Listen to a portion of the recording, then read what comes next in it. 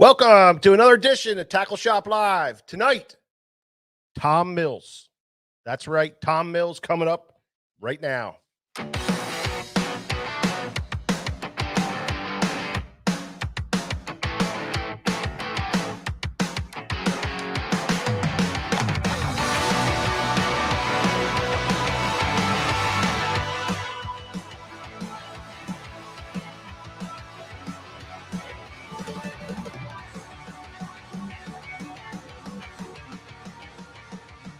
Hey, how's everybody doing?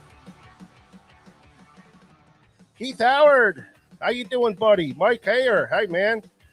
Mark Poloski, what's up? Don Roeder, how are you, Don? Roland Barker, man, oh, man, look at these guys loading in here. Raymond Barton, how you doing, buddy?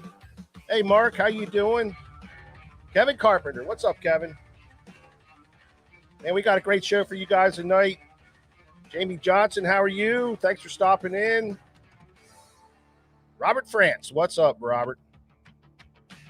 Man, we got a good one. Kevin Geezy, what's up, Kevin? How you guys doing, man? Carlton. Larry, what's happening? Greg Plank, what's up, Greggy? Well, we got a big show for you guys tonight. I am here with myself. George is picking up a couple last things to show you guys. George is here tonight, and cameraman Nick's here. What's up, Nick? How's it going, everybody? I'm here. I'm here, he says. He is in the house. Emmett, how you doing? Andy Garnett. Kyle Wrigley, how you doing, buddy? Conway Hayden, what's happening? Kenny Clemmer, how are you, Kenny? Man, we have a good show for you tonight. We have a special guest. Tom Mills is with us. A lot of you guys might not know the name. Some of you will. Unbelievable outdoorsman. I always say that. He's a great outdoorsman, but he's an awesome fisherman. We're going to pick his brain tonight on that. And we have a bunch of other things that we got going on. So we'll get this thing going right now. First of all, we got to let you guys know we are in the full advertising mode of Bass Fest 2022. Man, oh man, Bass Fest is back. We're back. So happy to have be able to do this again. We went ahead. We waited a little bit, see what was going on, but we made a decision. We got everybody lined up. We have a great group of speakers coming. We got Greg de Palma. As always, Greg puts on a great show. He's fantastic. I just talked to Greg. Did you? He's traveling at an extremely high rate of speed south through Georgia. Really? With his Phoenix in tow. Really? Wow. He's got work to put in. Oh, so he's going to be working down there and then running all the way back up here. So we're going to appreciate that. He'll be on live next Thursday. Oh, great. So Greg's going to be here on live next Thursday. That's going to be a good one. He's going to do a pre-Bass Fest walkthrough. Ah. He's already got a game plan. All right. He didn't call me to ask me what to do. He called me and told me what we're doing. Oh, nice. But we also have Destin Demarion. Destin is an Elite Series angler. I think this is starting his third year, George. He wasn't a rookie last year, was he? No, I think it's his third year. I think. I don't know. I'm going to plead the fifth here. I think he may have opted out this year. Oh. I think he's going a different – I'm not 100% sure, but I think he's going a different direction. You know, he has a hell of a guide business on Lake Erie. Yeah. And, I mean, like, you basically have to not go fishing every day and get paid to go fish a tournament somewhere and maybe get paid. Yeah. So, you know, your business mind comes into play there. Yeah. And in his world, he's a Lake Erie, like, guru. He's like a genius on Lake Erie. Yeah, he really is. And people line up from all over the corners of the globe to fish with him. So sure. I don't quote me on it, but I'm thinking maybe he's going to devote his time to. Well, guess what? We're going to find out. We're going to find out. So Destin's going to be here. He's going to talk Lake Erie smallmouth and smallmouth fishing. So you don't want to miss that seminar. And also Gray Buck's going to be here. Gray fishes on the Major League Fishing Tour. And he is going to be here doing some seminars. Now, these guys are going to be here both days, Friday and Saturday. So if you can't make it Friday, you can come Saturday and poke around with these guys. They're going to be doing seminars, and then they're going to be in the shop all day long. So you can really have, one-on-one conversations with these guys. And that's what Bass Fest is all about. Bass Fest is all about talking fishing the whole day, picking everybody's brain, learning what you can learn. And that's the deal. And of course, we're going to have lots of good specials going on. There's a bunch of reps coming, so that's always a good thing because they always have add-on stuff that they add to the pot. So we value added sales items. So we have all that. Well, the other thing that's going on is because it's Bass Fest and because it's at the beginning of the year. I mean, you should see my warehouse. The manufacturers are rolling the new stuff in here so that it's here for next week. Yeah. So it's kind of cheating because it forces them to get us the hot. I mean, we got some fresh. We got some fresh product for you. I'm talking. As a matter of fact, we're gonna look at some stuff that you're not even gonna see real quick. Yeah, we're gonna go over maybe later. Yeah, we're gonna go over some really hot stuff that's coming in the pipeline, and we got samples of yesterday. That's going to be super hot. And George, when I came to work, it's real hot. Yeah, when I came to work today, I mean, this bait right here alone. George hit me with some stuff that Shimano is going to be doing, and it has to do with the world minnow type stuff. So it's pretty cool. Yeah, can't talk about any of that. So that's strictly on a need to know basis. Okay, and you don't need to know. Well, everybody else found out. Well, no. So we got that going on, and so it's free parking for everybody. Don't worry about parking. We have a shuttle bus. We'll park you. There'll be guys out there showing you where to go and where to park, and we have plenty of parking. So don't worry about that. Working on a food truck, trying to get a food truck in here for everybody, so you don't have to leave. You can get something to eat also. So we'll have something here for you, I'm sure. But anyway, so that's that. That's the announcement. Bass Fest 2022 next weekend, January the 14th and 15th, Friday 9 a.m. to 6 p.m. and Saturday 8 a.m. to 4 p.m. You don't want to miss it. Put it on your calendar. Tell your friends. Share it with your friends. You got to come to this. This is a big event. We always have it here. COVID kept it away for a year, but we're back. And it's huge. We are going to have a blast. So anyway, tonight's guest, and I'm going to bring him in here. Let's see if we can get Tom in here. Let me get some pages turned around here. So we got Tom coming in. Let's get Tom in here. Tom, can you hear me? Can hear you. Yeah. Hey, can Tom. You hear me? Yeah. So I'm just Hey, Tom. We're here. George, you're looking good. You too, brother. Glad you can make it tonight. So tonight's guest is Tom Mills, and Tom's a longtime friend of Susquehanna Fishing Tackle. I'm trying to think when we met. Probably was a long time ago, 20 years ago, probably. Was it a work thing or? Yeah, I think so. Yeah. So no. Tom was on my spot on the river about 32 years ago. I rolled up on him and I'm like, yo, bro. Well, I build Tom on our advertising for you coming on the show, Tom, as the great outdoorsman, because not only are you an awesome fisherman, which is what we're going to talk about tonight, and some other things, but you are an exceptional archery hunter and an exceptional upland game hunter. Yeah, I'm into a little bit of everything. yeah. So, but what's unique is archery wise, you're a longbow guy. Yeah, I shoot longbows and recurves. Yeah. Okay. Yeah. Been a passion of mine since I was young. So. Yeah, that's pretty. I like fiddling with all that stuff, and building all my own bowstrings and all the tackle, all the arrows, and I just like, I'm into all that kind of stuff. I mean, I can go on forever about that kind of stuff. How do you find the time? Well, you have to. I mean, I know you're busy. Yeah, you have to make time. I'm actually supposed to be on my way down to. I'm onto Louis on my way down to Louisville for a show, for the archery show, but the manufacturer I was supposed to be down there to support pulled out. So all these like trade shows right now are all kind of up in the air. We've had distributor shows canceled already, and we've had some other stuff, manufacturers pulling out of shows. Yeah. Well, I guess people should know that I actually work in this industry. So yes. Yeah. So Tom is a manufacturer's representative for hunting and some fishing, but more hunting than anything, and shooting.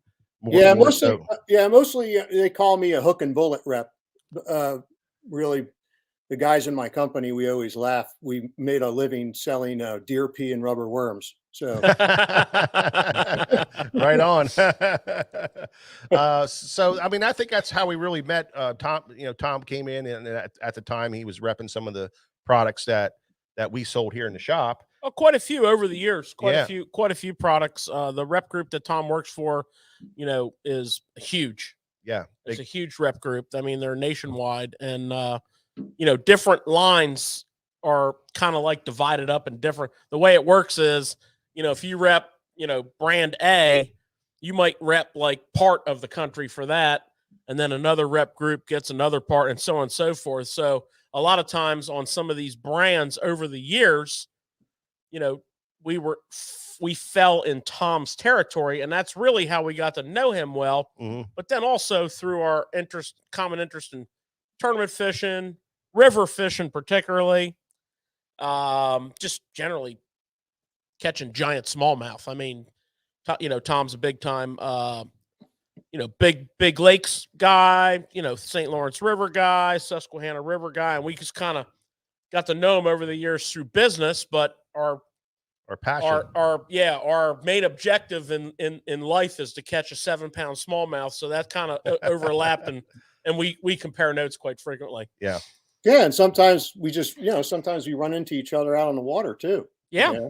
And now I can see we're all people. I run into a lot of people. I mean, I'm out there a good bit, so I do run into a lot of people that, that I know, or, social media has kind of changed things too, where I've got to meet a lot of cool people that that have the same interests as me that I never knew before. Mm-hmm. That's one of the things I tell people, guys start to, bickering with one another out there in the water.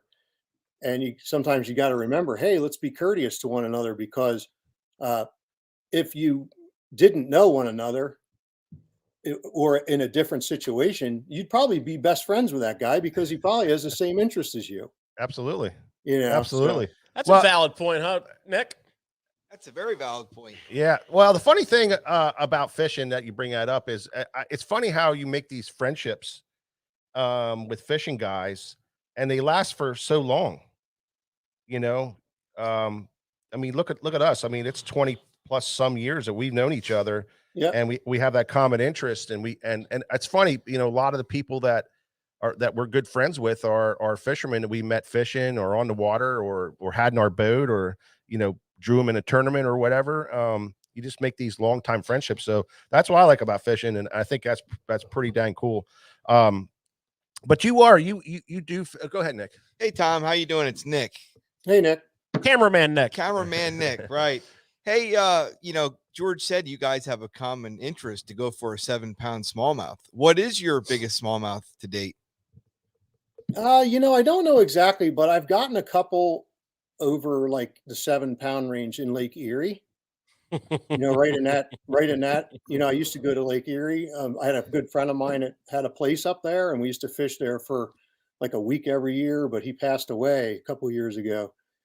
So I haven't been spending the time up there, but Lake Erie. And then of course with Joe, I've got some big ones on the St. Lawrence, and I don't know. I know my biggest one on the Susquehanna, and of course our river fish don't really run as big. They're not just chowing those gobies down, but I think, the one on a river that I know is the biggest that I've actually weighed was 5.72.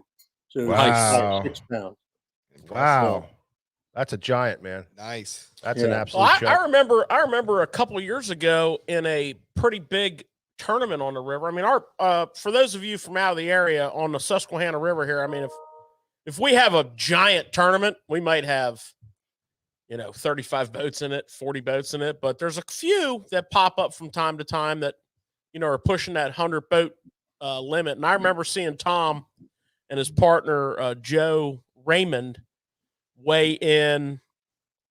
It was a 5+. I don't remember what that fish exactly weighed, but which is a big fish Actually, for us. George, it's funny you say that. Hang on a second. You remember that day, do you? Yeah. Here we go. Bragging rights. Yeah. Bragging rights. How big is the weight on there? What does it say? 572. Okay. Oh, okay. is There that it the is. one? There it is. Yeah. Holy crud. Well, Yeah. I caught a lot of big smallmouth on the river, but I do a lot of fishing on my own or with friends, and I don't weigh them. Right. Yeah. Yeah. So Right. Well, I was there. I saw that fish. That fish was big. Holy crud. That fish was big. And what's really cool about that, that was in a tournament. Yeah. yeah, I'll take that. It was in a big tournament. That was in probably arguably on the river, the biggest, volume of boats tournament of the year. Wow. Yeah, that was they had I think 100 boats for that. Yeah, I think it was about 100. I forgot about that big fish. I remember you guys talking about that. Oh, I remember. Yeah, I remember. Yeah. Well, you got a lot of fans on here, Tom. The guys are chiming in here, and Do I? yeah, there's a few guys on here that who's here. Oh shoot, I just messed up here. Mike Shally is chiming in. He's saying hi to you. Shally. Yeah, Mike. Yeah. Keegan's on here. That's my nephew. Oh, is it really? Yeah. Oh, Really? Yeah, and he loves to fish too. Oh, he's hardcore. So what'd you do? Tell everybody to chime in and say you're the man, because that's what everybody's saying. You're the man. I don't know. So anyway, Tom, like I said, you are an absolute outdoorsman, and the other thing that you do is upland game hunting. And I know you really have a passion for that. Yeah. And so much so that I think, what'd you say, you have 3 dogs? I have 2 right now, but yeah, I've always had a soft spot in my heart for bird dogs. And for many years, I've had them and trained them, and it's unfortunate that they don't live as long as us, but I've been through several good ones. And I right now have 2, and which has been kind of fun because my son has been kind of getting into that, and he's really been enjoying going this year. So cool. Yeah. Cool. In fact, one of them's laying back here behind me on the couch. Yeah. That's what dogs do. Yeah. I'm hoping to be reincarnated as one myself. Yeah, and if you are, George, you want to be one of mine. I guarantee it. I guarantee it. You'll get spoiled. I'll be in the boat. I'll be freaking lapping little dog bowls of Miller Lite up with you. And I mean, no, but Tom, I want to talk a little fishing talk with you. I mean, enough of this, formalities and all this hunting bullshit. I want to talk about some fish. I got some technical questions for you. So, obviously in a large portion of our country right now, we just had an epic 4, 5, 6 day stable, really high temperatures. I mean, I saw some of our customers in Kentucky were fishing in 70-degree temperatures and T-shirts. We were fishing up here in the Northeast in 60-degree temperatures. I saw some of our customers that sent us some pictures from the week before last, or was it last week? They were in Florida. Looked like they were burning up. I mean, now I'm setting the stage for you. Now we have this big Arctic blaster. The whole country took a left and 3 rights and an uppercut. And everywhere you go, and it's all relative, obviously. I mean, water temperatures vary from here and there. But everywhere you go, you have this big front come in. And we talk about it here a lot. How would Tom Mills address going fishing tomorrow after, I don't know, this whole week basically of 20 degrees. Yeah, teens. Well, in our region anyways, teens at night, and even in other regions, the percentages are the same. Yeah. The numbers might be different, but the concept's the same. So, how are you starting your day tomorrow, Tom? Let me put you in a scenario. You're launching your boat. You're launching your boat tomorrow on your favorite Susquehanna River, and you're going to go try to catch some smallmouth. What are you looking for? What should we all be looking for? How do we deal with these fronts? In the fish's world, so much of their everyday life and existence is really governed, and what they do is governed by water temperature. Okay. Not only now, fish are cold blooded. You have to remember that. So, in the cold water, they really slow down and their metabolism really slows down. But that's one of the reasons why we catch big fish in the winter, and you don't catch a lot of small ones, because a lot of the small ones, their metabolism really, the big fish need more food to survive, and the little fish can get away with less. If you look at the reverse of that, George, like, you're talking warm water, now you're talking really high temperatures in water. It's really governed by the amount of oxygen in the water. So colder water holds more oxygen than warmer water.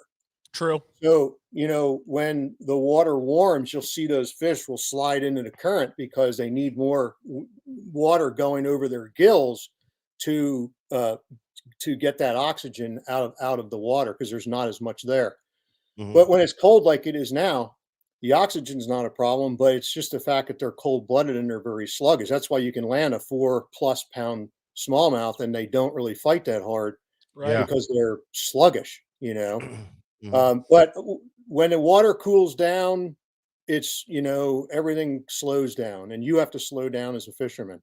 And that doesn't matter, that's up here fishing for smallmouth, but that's also fishing for largemouth, on the flats or the Potomac or anything, because they're really similar situations. And to your point, Tom, I mean, a lot of our tournament, we're heavily tournament oriented here on Tackle Shop Live. We follow them hard, but a lot of times we talk about the beginning of the tournament series. Exactly to your point, in Florida, there's a lot of days in Florida where a 10-pound bag of fish, 5 fish, 10 pounds is good. Yeah. That front comes in, you got to get the spinning rod out and slow down.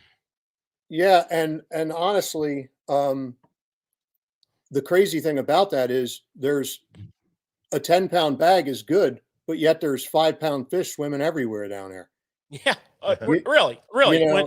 When a front comes in down there, it's just those Florida strain fish. They don't tolerate it, even more so than our fish way up north here. Yeah, right. But it's all relative the same of what you're saying.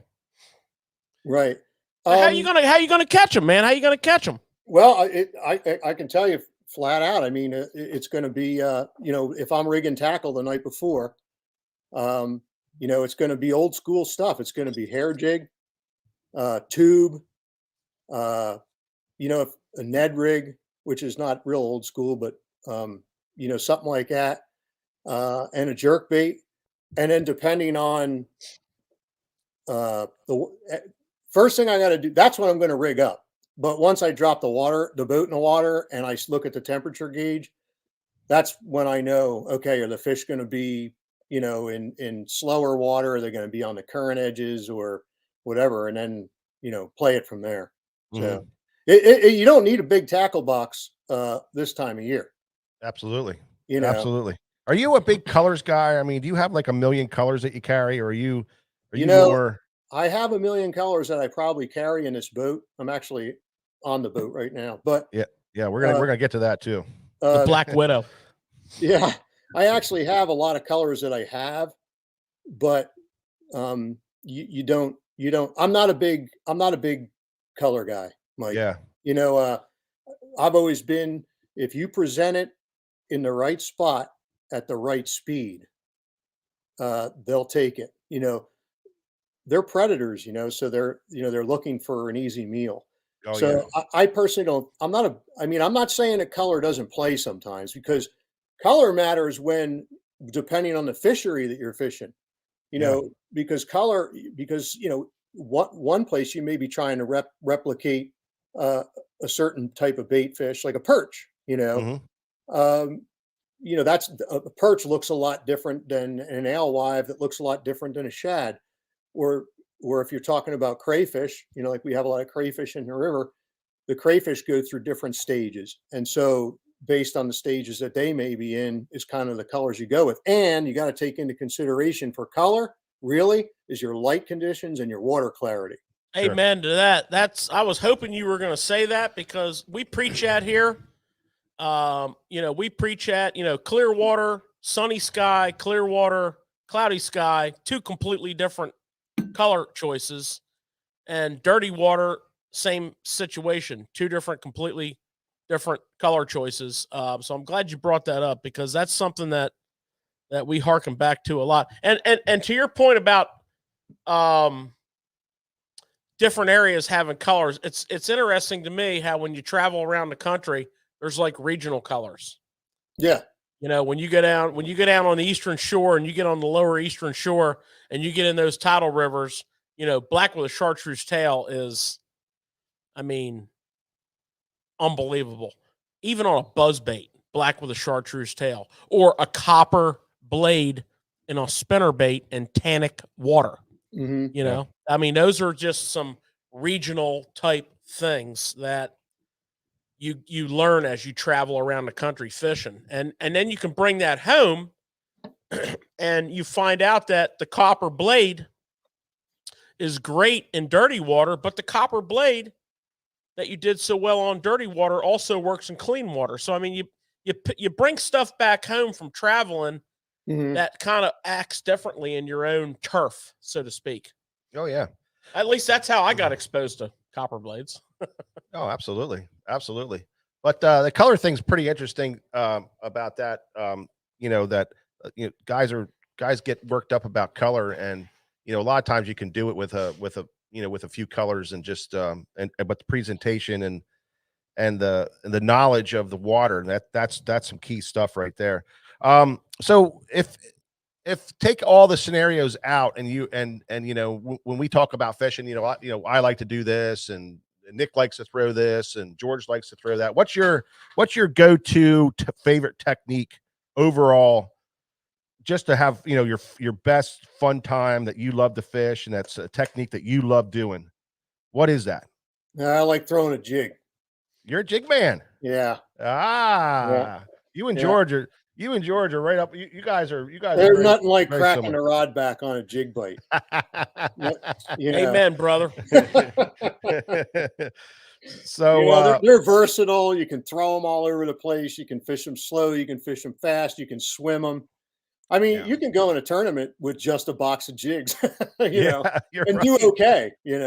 Oh, absolutely, absolutely. And another question that I wanted to ask you is, and I know you live like 5 minutes from the Susquehanna River. Yeah. What would be your favorite body of water to go fish? And the Susquehanna's there, is in play also. But if you just had to pick one place to go and just go fishing, what is your favorite body of water? That's tough for me because, you guys know I'm big into fly fishing too. Oh, that's right. I was going to bring that up too. Yeah, absolutely. Yeah. So I got some rivers in Montana that I really like. And, in Idaho. Yeah. Things like that. So it's tough for me to answer that, but I'll tell you, I was up on the St. Lawrence with Joe last year. We had a good time up there. That was a really cool fishery. I like the Susquehanna. I'm partial to it, but yeah. I like the shallow, water deal, and I fished it for a long time, and I have a lot of confidence there. Oh yeah. So, I enjoy just, going out on there, but there's so many, there's a lot of fisheries that, I fished a lot of places, but there's a lot of fisheries that I haven't got to go yet. Like I've never got to fish falcon. I've been wanting to go down to Mexico and, some of those places. So, it's just, it's to me, it's, we take it for granted, but how lucky we are to live on the Susquehanna. Yeah, we really do. It is a great fishery, and it's unique in a lot of ways. Because as you guys know, I work with guys, and we have other reps around the country, and so I talk to guys that fish in Michigan a lot, and fish in Kentucky a lot, and down south. in Texas. We have some guys down in Texas, and like what they do is totally different than what, I do up here. Yeah. But that's one of the, let me tell you something. Fishing is a really unique sport. Or let's not only call it a sport, let's call it a sport, a pastime, a hobby, a stress reducer, whatever you want to call it. A lifestyle. It's different for everybody, right? Yeah. But it's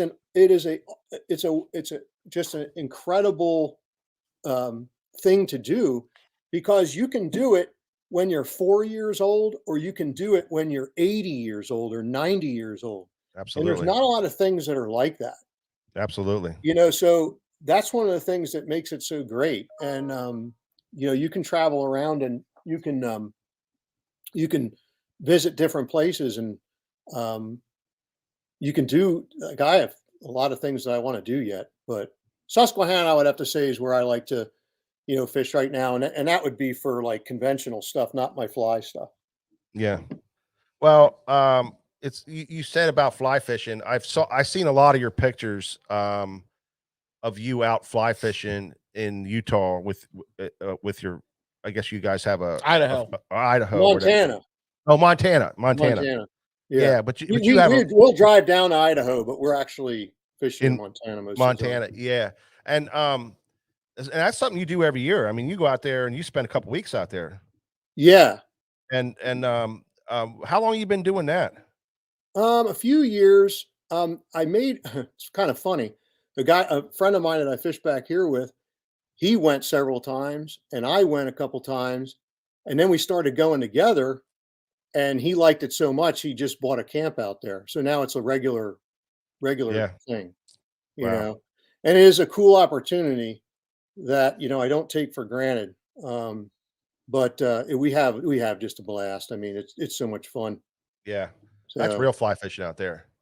Yeah. That's the real deal out there. Like this year, I had a blast on the Susquehanna with that cicada hatch.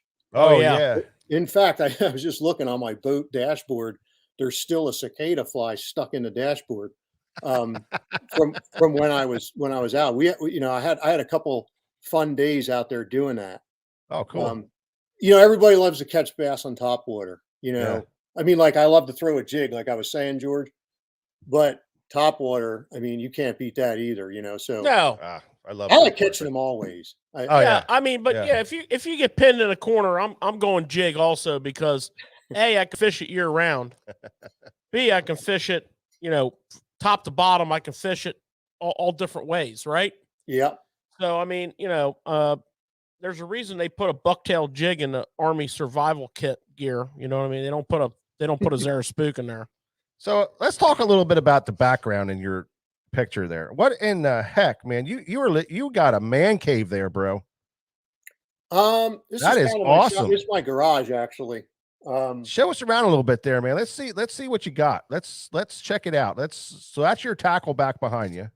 Yeah. Now we know where everything goes that he buys down there. Yeah, I know. Yeah. That's the other thing. That's really Tom doesn't come down much, but when he does, he leaves a mark at the tackle shop, man. Well, yeah, and that's one of the things that I think is important, is good tackle organization. Because I can't stand when I'm looking for something and I can't find it, especially on the boat. 10-4. And so not only that, Mike knows all about that. I am the most organized guy you've ever seen. If you have something that you need, like I had a client a couple of weeks ago break off a treble hook, and I was like, "Don't worry, I got it." I knew exactly where to go get that box for that exact size treble hook to replace it. Took me 2 minutes and it was replaced. Yeah. But a couple of things I think is important is not only good tackle storage, like you have to take care of your tackle. I see people that have they get like water in their boxes, or, in the rain. You have to, if you're going to go out in inclement weather, you've got to be prepared for that, and you've got to, a lot of boats will have some kind of dry storage in them. Mm-hmm. But if you don't, you want to try and at least have it in boxes or something where you can keep, because if those things get moisture, and it doesn't take much, no, it'll ruin hundreds and thousands of dollars of tackle. Amen. You know, and so that's important. And so you need to be able to find it, and you need to be able to take care of it. But the other thing is, like, when I need to go buy new stuff, like when I come down to see you guys, I have a list. Oh yeah, you do. Absolutely. I've seen them. Yeah, because I know, you know, there's certain, I need 1/4 ounce this, or I need 1/6 ounce that, or, you know, because otherwise I don't know what I have and what I don't have. My wife makes fun of me because I'm always down here screwing around, organizing tackle. And she's like, you can't possibly be organizing tackle. I'm like, oh yeah, that's what I'm doing. You know? Absolutely. I mean, you know, most people are like that. I mean, well, Mike's not, but most of the rest of us. I got George. You know, yeah. Mike, are you disorganized tackle? No, man, I'm organized as hell. I got George. All I got to do is, you know, just jump in a boat, and George's got it all ready to go for me. Oh, yeah, well, the way it works, Tom, is Mike and I have the best of both worlds. We have a jet boat, and we have a fiberglass, you know, tournament type style boat. You have a skeeter, right? Right, and we share them.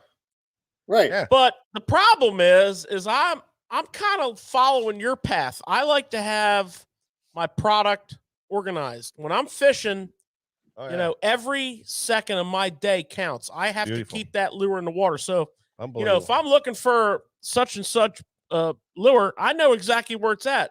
That's called anal, I think. Well, you know, that's not quite how it is when Mike's been fishing for a couple days and then I get the boat back. So, well, I know I take it to it. Sometimes I take it to another level because I'm a little OCD. Yeah, George is the same way. He drives him freaking crazy. I mean, it drives him crazy that on my console on my boat, there's at the end of one of my days, there might be, you know, 10 or 12 different baits on there.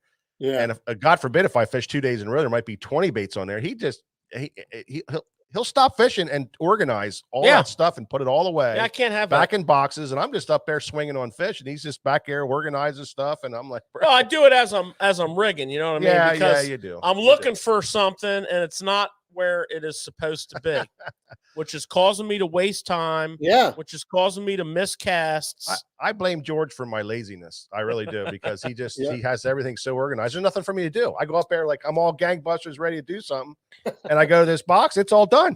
Well, it's all done, man. And I saw a comment on here from one of our viewers saying waterproof boxes are a must.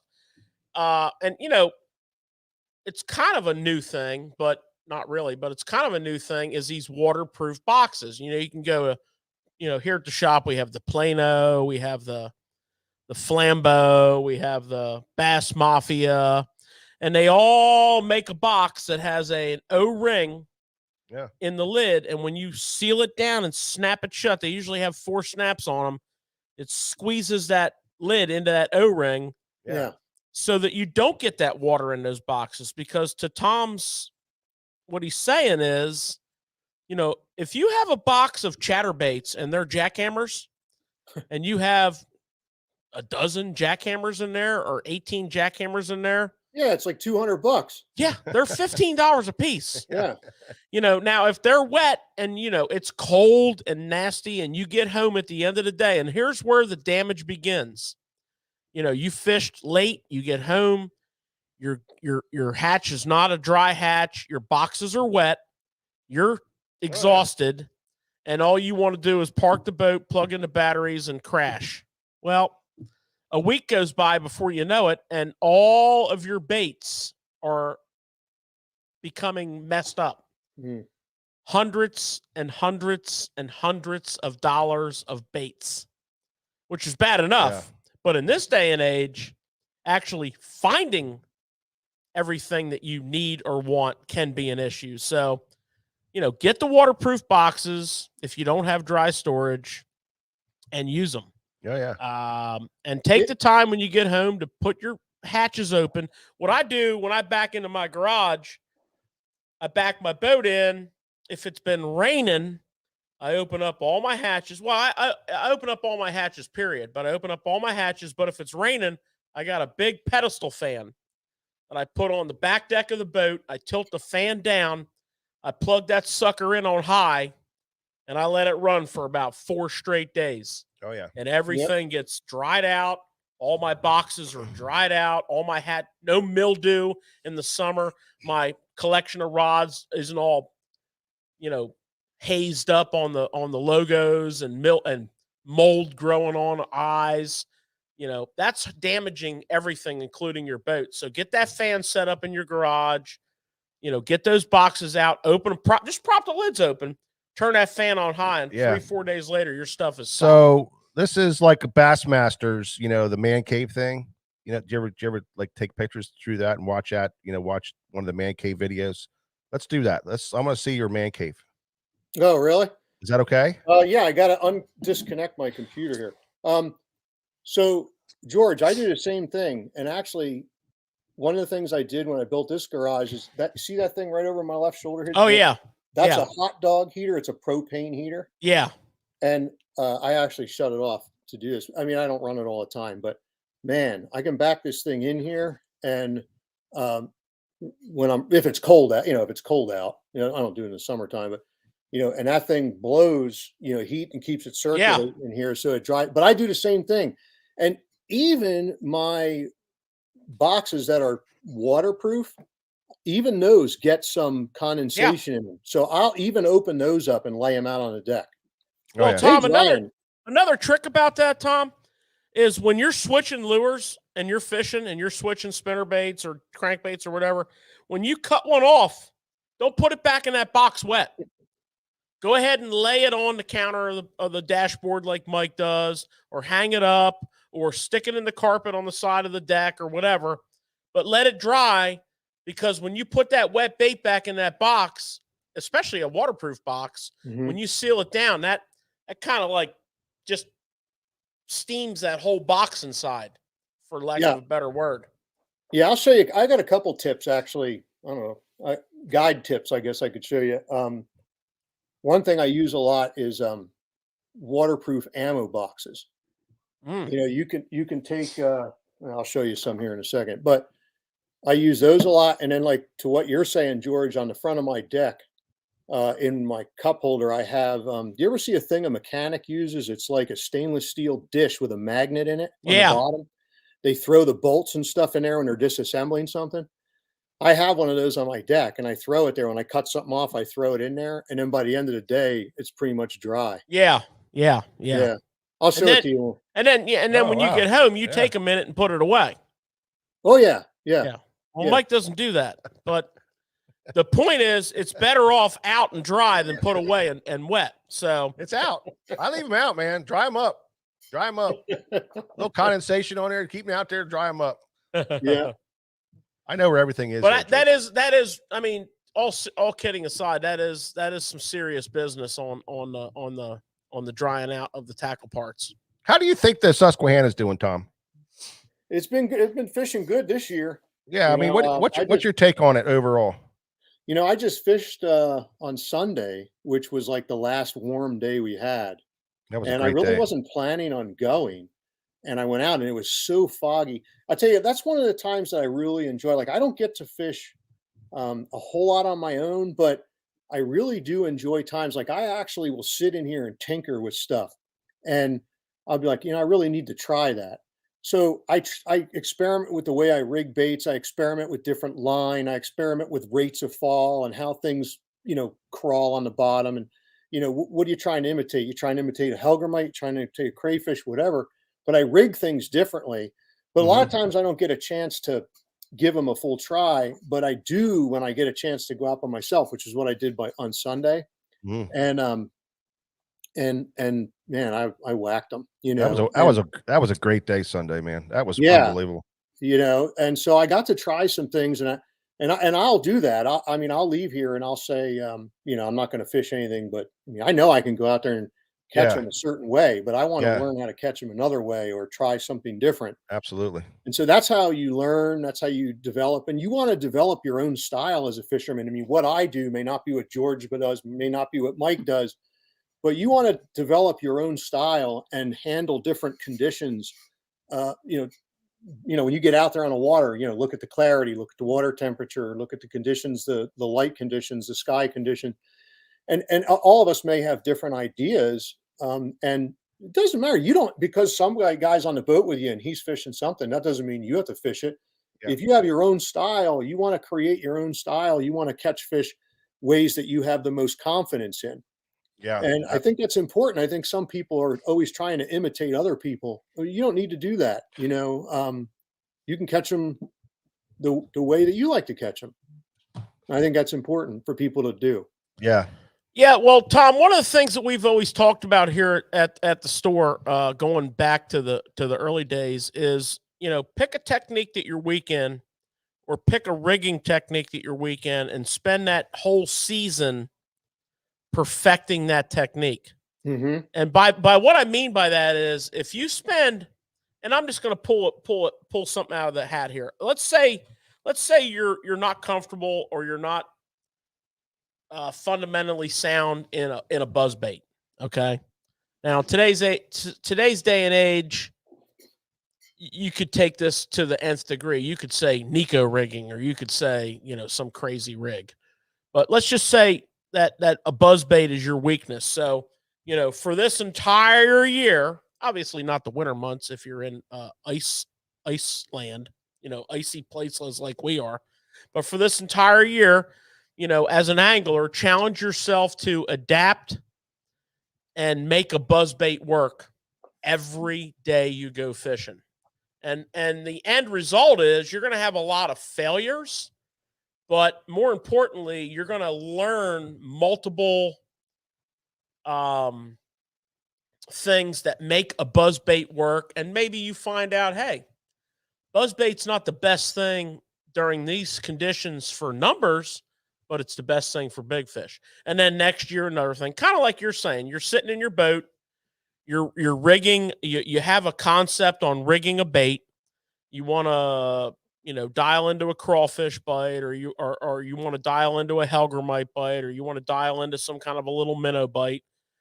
And, and in your little laboratory there, you come up with that, and you're like, you know what? I got to take the boat and go check this out. And that, as anglers, that's kind of where you got to be to really further your game. You really got to constantly, it's like fishing with the same fishing partner all the time and not challenging each other. You're going to get really good at one or two things.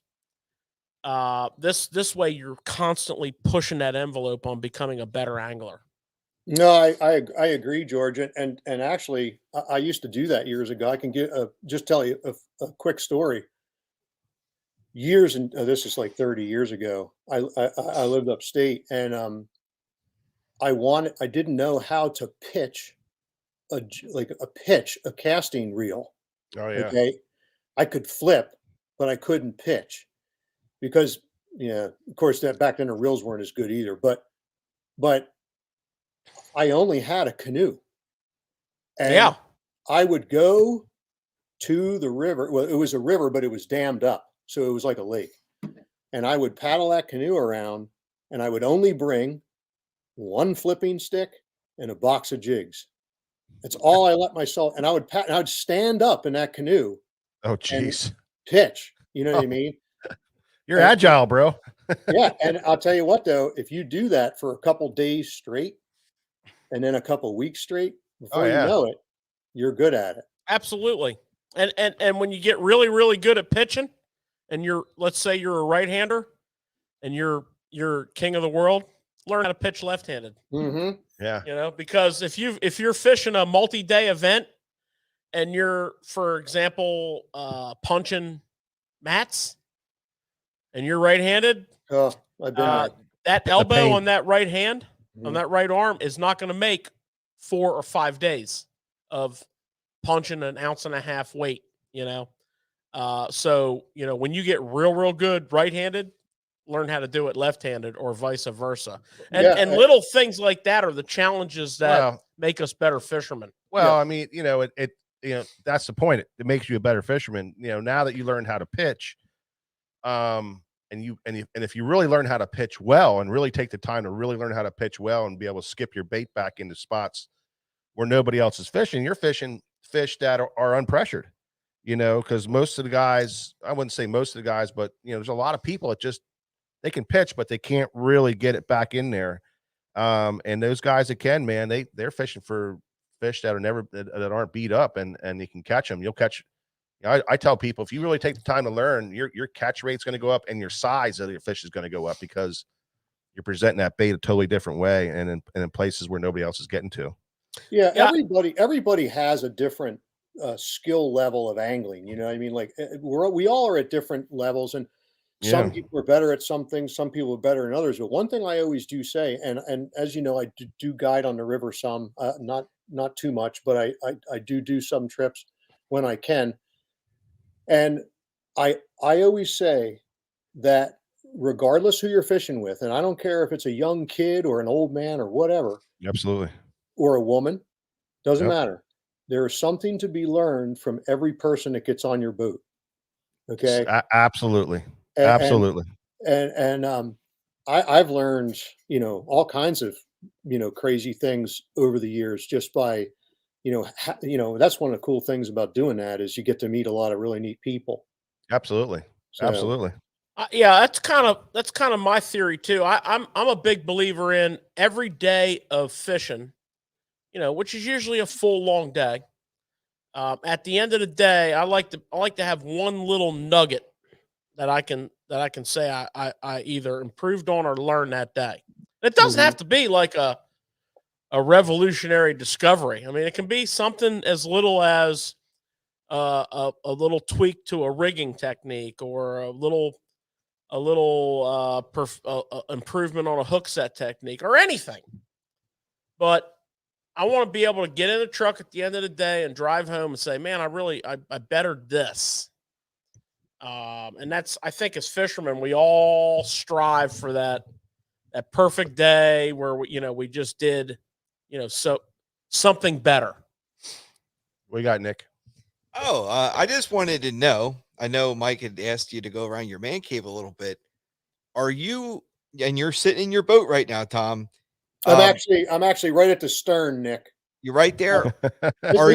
When I back the boat in here, my boat, it's a jet, inboard jet, so it has like a back deck on it, and so once I back the boat in here, it's like a table. I eat here and everything. Nice. I do. My question for you, Tom, is are you into the electronics craze? Like, how's your boat rigged up?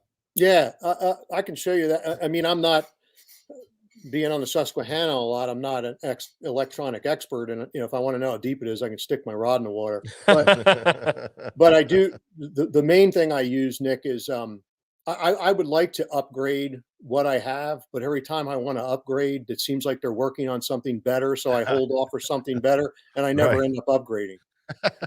So that's kind of where I'm at. But right now, that's funny. That's exactly what it is. It is, I mean, I have what I need right now.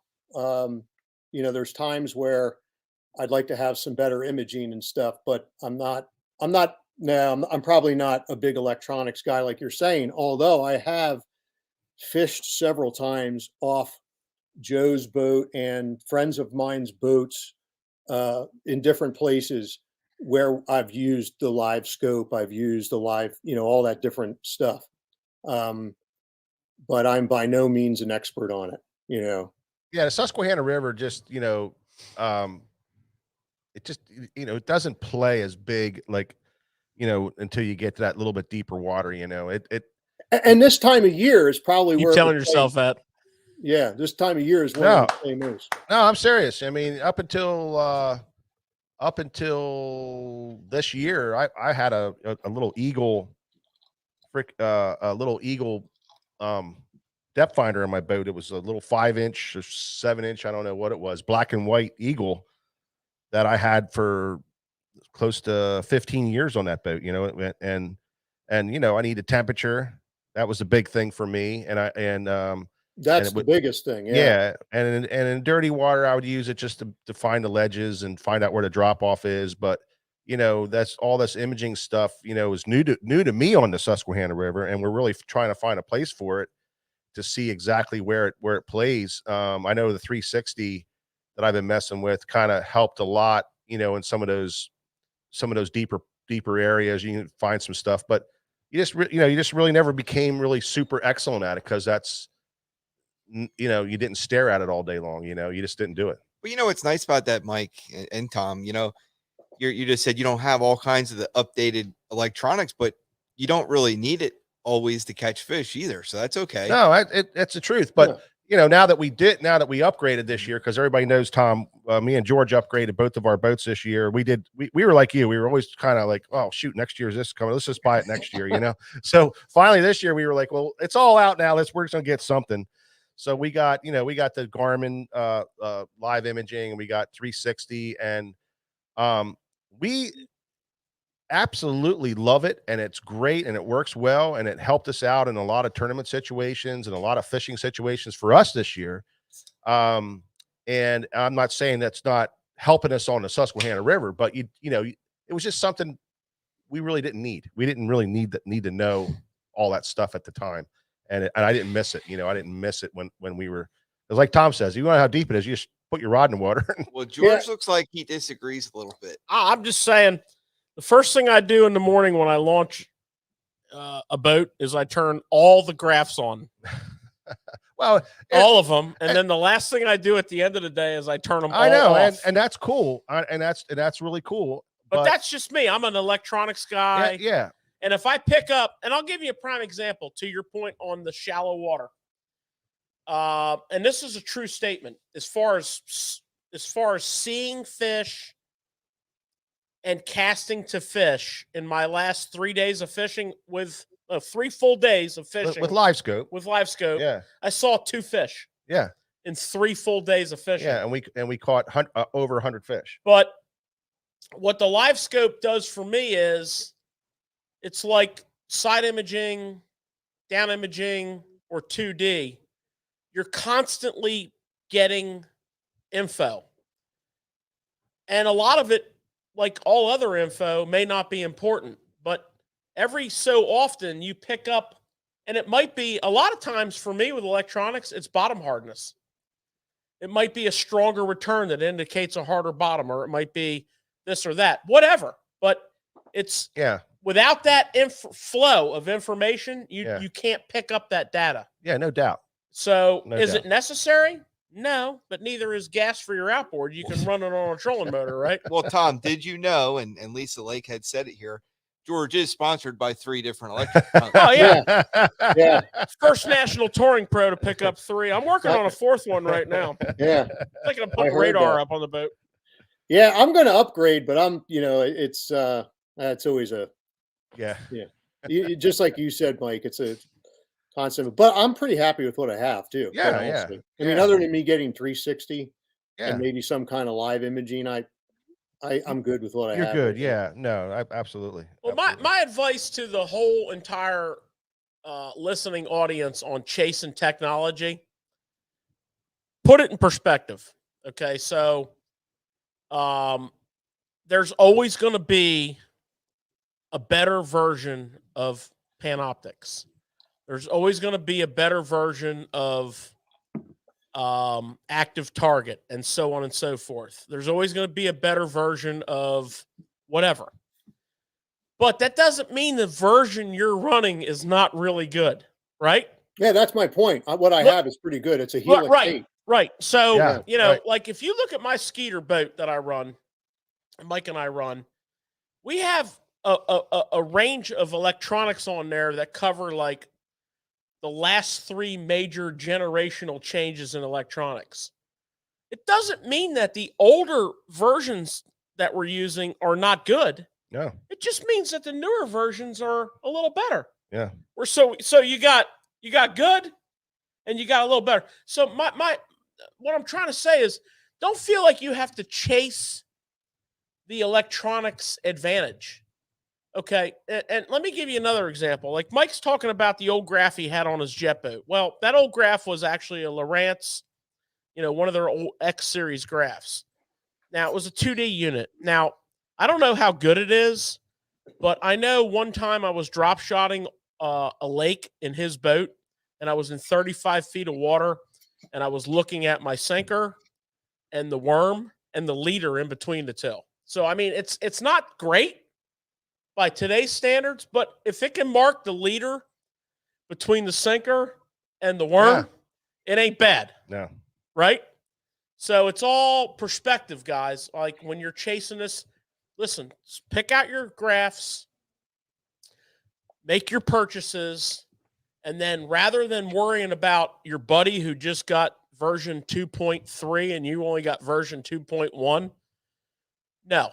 Become an expert on the graphs that you have. You'll be amazed at and like I said a few minutes ago, I saw 2 fish in my last 3 fishing trips that I actually caught on forward. And you would think if you don't have forward looking, you can't ever catch a fish. But a lot of that information that you get out of that whole day, there's just little snippets in there that help you formulate your pattern. Yeah. Right. You know what I'm getting at, Mike? Oh, yeah. You know what I'm saying? Yeah. One thing I've said for years, and I'm a firm believer, and this goes for hunting too, but when you're fishing, a lot of people like having a big fancy boat, all kinds of fancy stuff, really high end tackle, really good tackle. All that stuff is nice, great. I love it. I'm a tackle junkie. Well, you'll see that in a second. But that doesn't catch the fish. Your boat, your high end boat, your $80,000 boat doesn't catch the fish. Your $500 combo doesn't catch the fish. It's what's up here. It's your knowledge of the ecosystem, the knowledge of the species that you're after, their life cycle, their habits, their food, their forage, all that kind of stuff comes into play. When you can kind of put all that together, the electronics don't matter. Yeah. No, right. Right. So speaking of tackle junkie, Tom, let's talk tackle. Yep.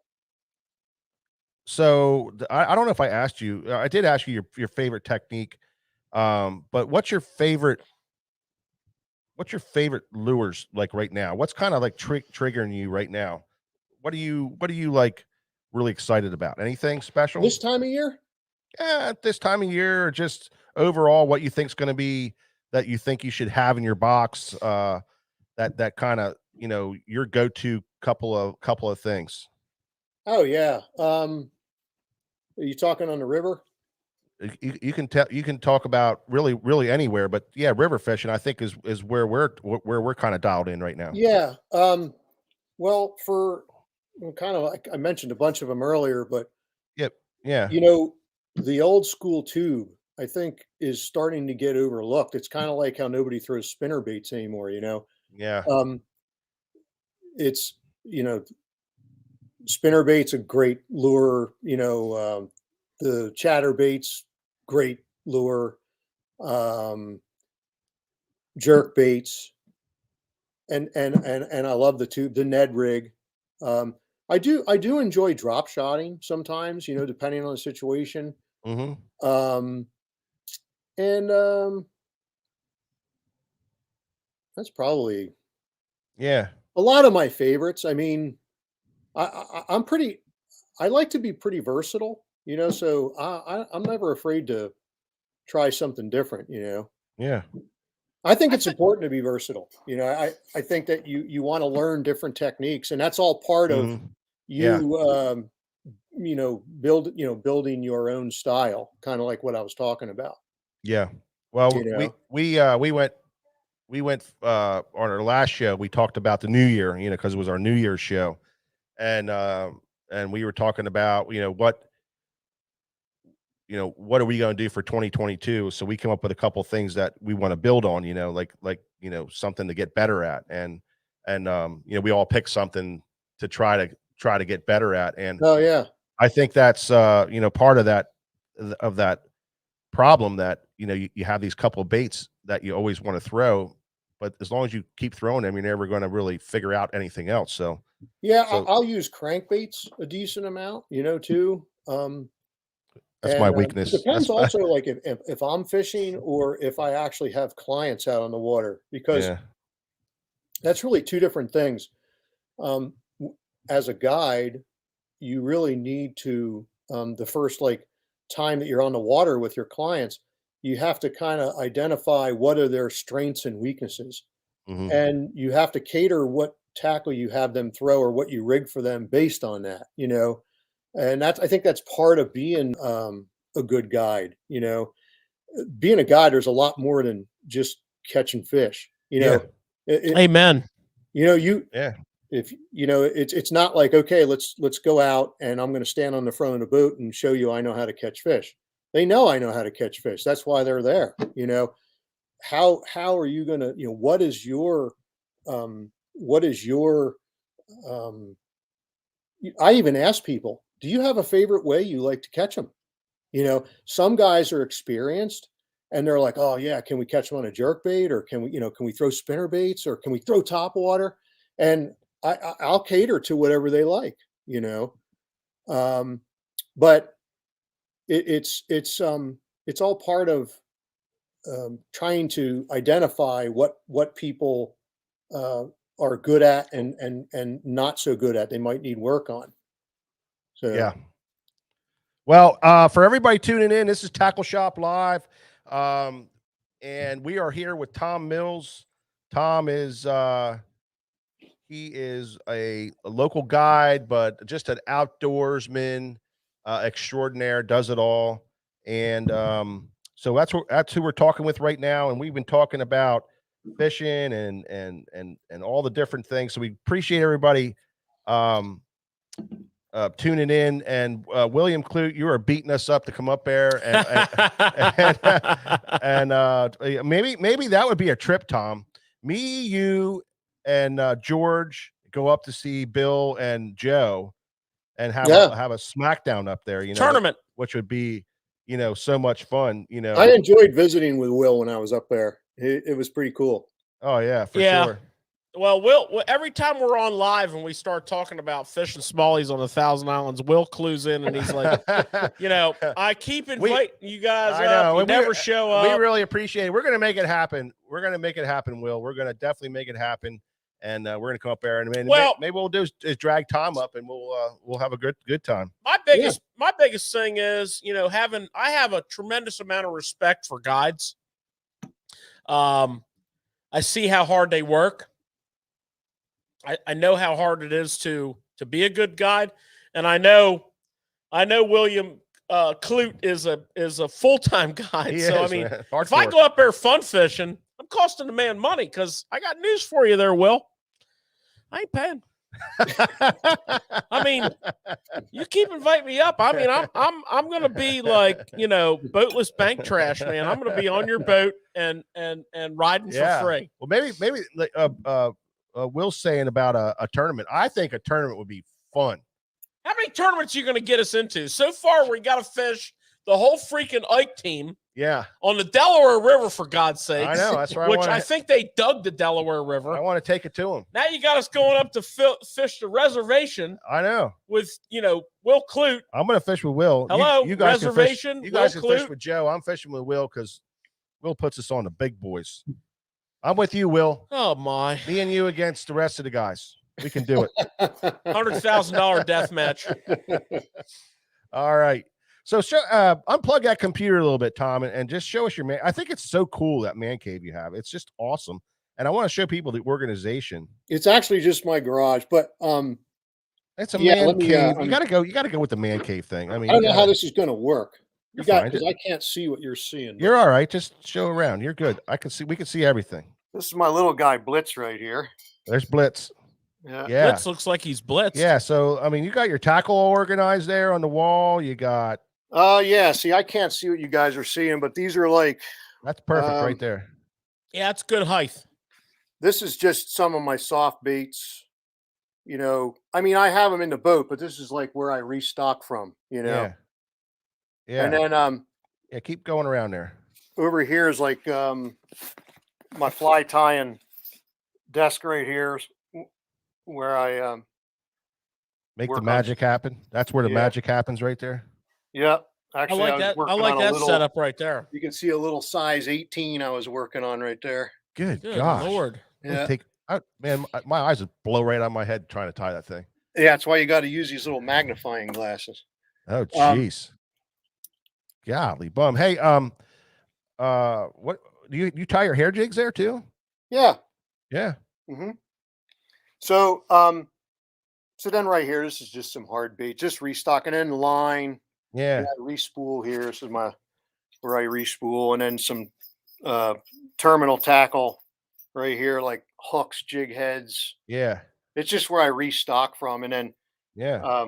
then there's some other boxes down here with I'm not sure if you can see that, soft plastics and stuff. Oh I yeah. got some I like it. tying supplies in here right now because I was working on flies the other day. Yeah. And then show us right- the Black Widow. the Widowmaker. The Widowmaker. Yeah. I like Right to call here. her the black. I like to call her the Black Widow. Widowmaker. here. There it is. Okay. That is a beautiful boat. That is a phenomenal boat. And what is that? What kind of boat is that? That's a rock proof. And you can see I got a couple of rods there I was doing leaders on. What are you fishing there? You fishing Shimano stuff? Yeah, this is some Zodius with Vanfords. This is an NRX with Vanford. No, that's a Well, great, Mike, I just want to clue you in on something. yeah. The man's company represents Yeah. Shimano, Yeah. G Loomis, Jackal, and Power Pro Yeah. in probably about 2/3, if not half, of the United States of America. He ain't fishing quantums, bro. I know. I know. So know. right here, you were talking about those so right here is like where I keep all the tackle that I load in and out of the boat based on season. Okay. Because this is all the different stuff. Like, we don't have I don't have the top water boxes or anything in the boat right now. Yeah. And this is what I was talking about, guys, with some of these waterproof, like, ammo boxes and stuff. Oh, yeah. You can keep these and you can move these in and out of your boat and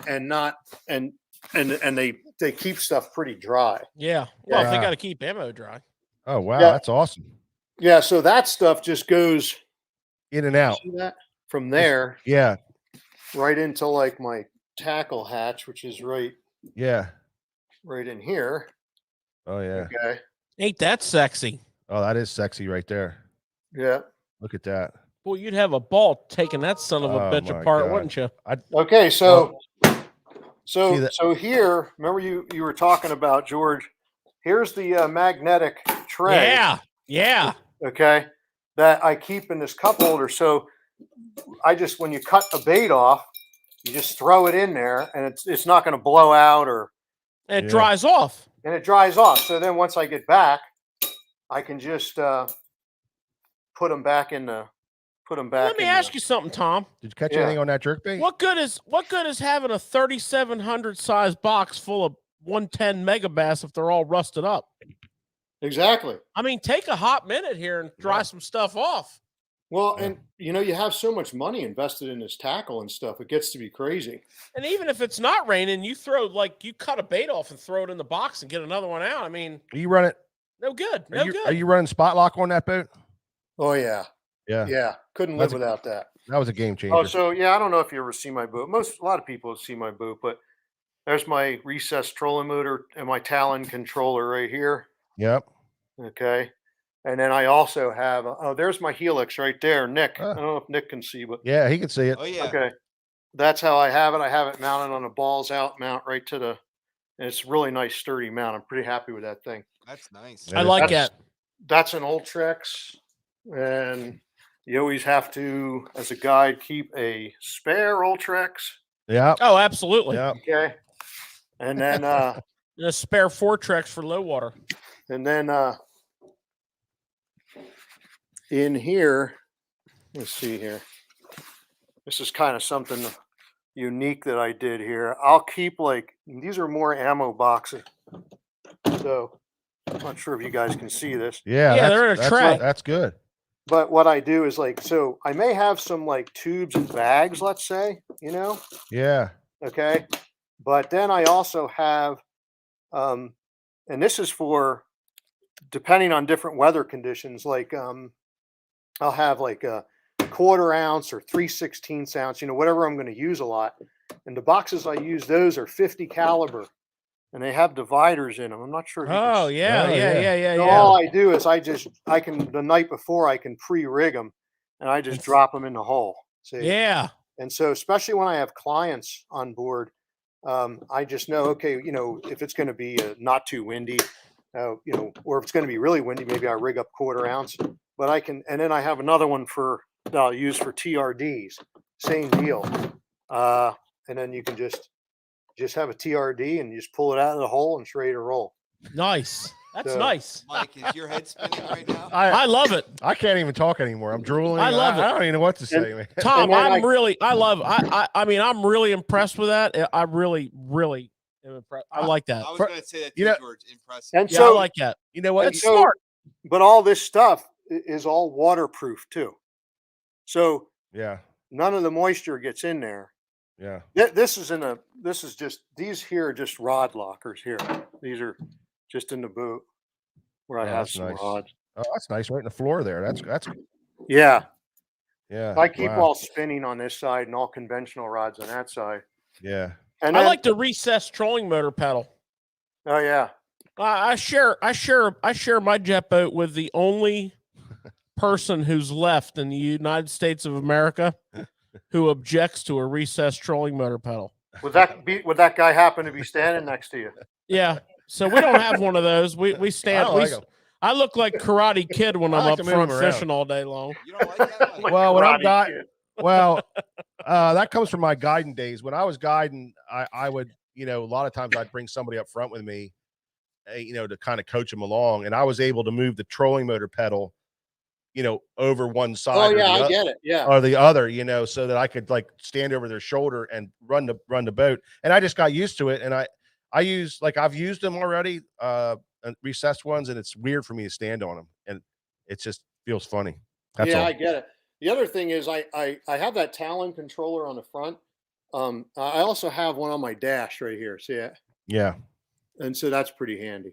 That is handy. I have one of them too, but my batteries are dead. George, how do you like this new George hasn't changed them out yet. life jacket I got? I Here? like that new life jacket now. Ah. I'm telling you about that. Yeah. That's nice. And I know a comfy. spot where you might have got that. Yeah. Here's a key thing. Okay.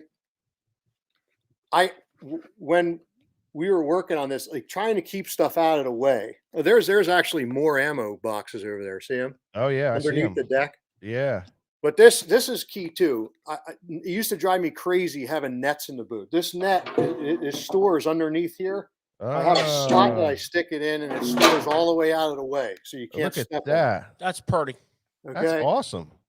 What's it And go then for underneath your tackle storage? I'm actually climbing into my boat now. Yeah. Well, does that net thing go underneath your tackle storage or something? Yeah, it goes underneath the deck. Oh, nice. So then here, oh, can you see this? Yeah, Can't we're see it. seeing you. Yeah, you're we got- perfect aim. So here is just more of these boxes that I have more tubes in, and then I'll just have all the different sizes there. I like it. Mm. And all that stuff again in a waterproof box that slides under there.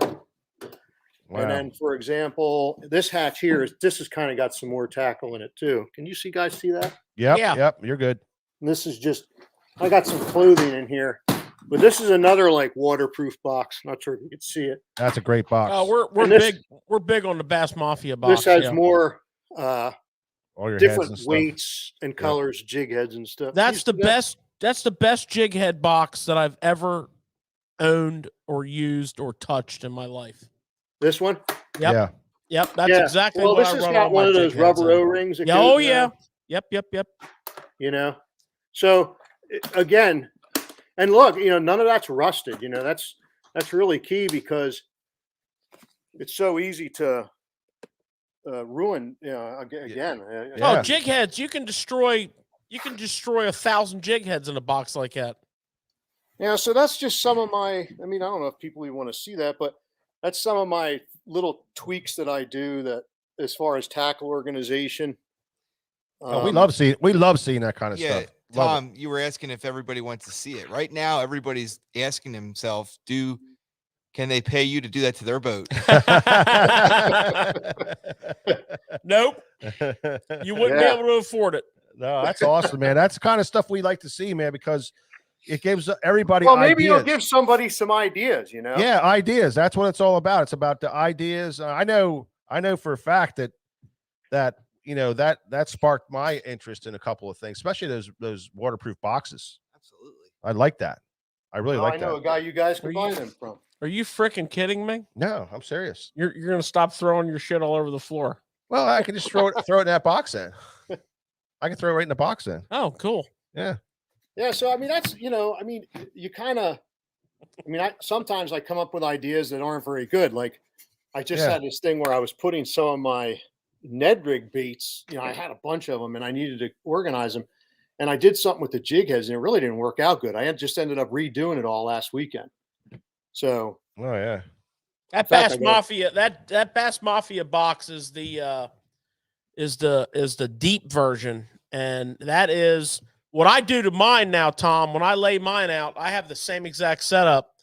Every little cubicle, I take a Sharpie pen and I write on the side of the inside of the cubicle the weight and the hook size. Yeah, and I can look right in there and I can see.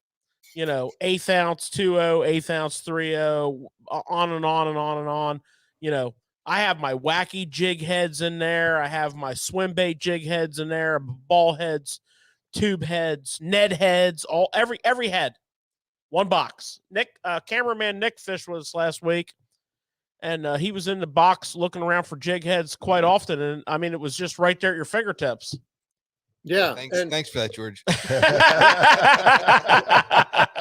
But it was nice. Box, when I bought that box several years ago, I didn't even know exactly what I was going to use it for, but I knew I'd use it for something because I'm a tackle junkie.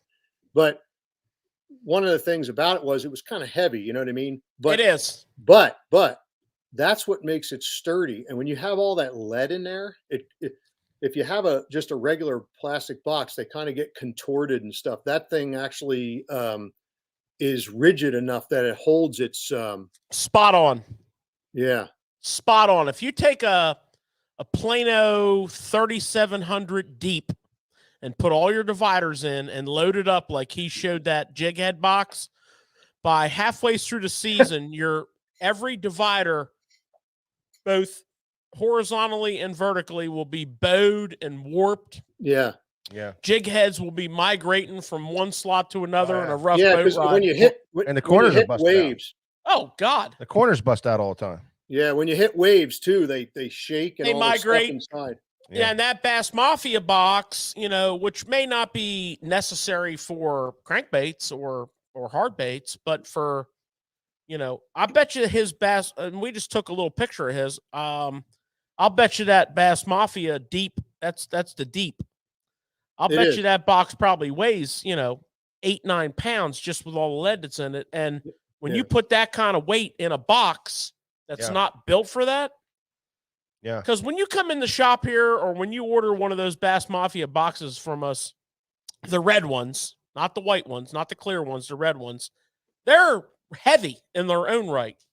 Yeah. And they're super stiff, and they're really made for something like that. And it's a game changer.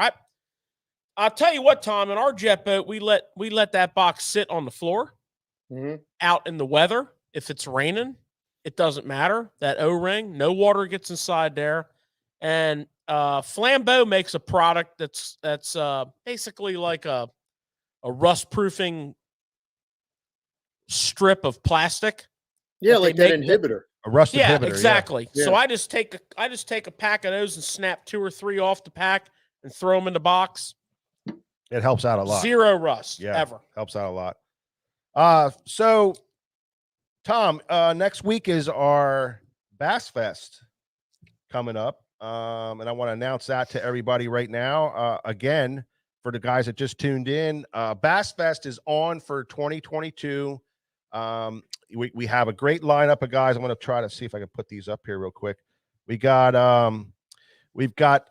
Greg De Palma coming and doing some seminars. We got Destin DeMarion, and we have Gray Buck. So as always, Bass Fest is all about what we talk about on the show all the time: learn and tackle, learning fishing, learning something all the time. And Bass Fest is a great opportunity to come to the shop, hang out with these guys.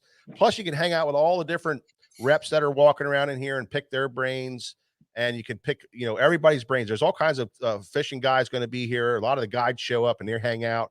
So definitely want to stop in for Bass Fest 2022, January 14th and 15th next week. Friday from 9 to 6 and Saturday from 8 a.m. to 4 p.m.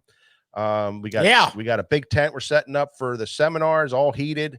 We have free parking with a floor. Yep, free parking, and the bass bus. Skeeter boats are going to be there, and Lakeside Marine is going to be there with some jet boats. So it's a really cool event. Definitely want to stop down. Whoa, we got breaking news. Breaking news. Da-na-na, da-na-na. Looks like Gomez is going to be here. Uh-oh. He said his surgery's been pushed back to the 17th. There you I go, know what that means.